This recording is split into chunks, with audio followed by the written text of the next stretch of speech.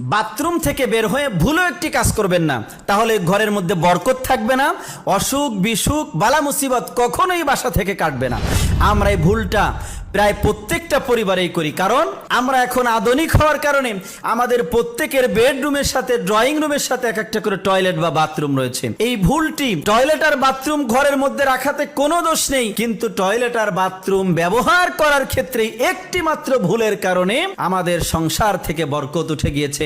আপনাদেরকে বলবো, বাথরুমের ব্যবহার করার ক্ষেত্রে এই ভুলটি আপনি কখনোই করবেন না। যদি করেন তাহলে আপনার পরিবারের মধ্যে বরকত থাকবে না, আর পরিবারের কেউ কখনো সুস্থ জীবন যাপন করতে পারবে না। সেই ভুলটি হচ্ছে, আমরা বাথরুমে যখন যাই, বাথরুম থেকে বের হওয়ার পরে করি, তা হচ্ছে বাথরুমের দরজাটা ওপেন করে রাখি। বাথরুমের দরজা কখনো বাথরুম শেষে ওপেন করে রাখবেন না, বাথরুমের দরজাটা লক করে দিবেন। মেডিকেল সায়েন্স বলছে বাথরুমের মধ্যে প্রচুর পরিমাণে ব্যাকটেরিয়া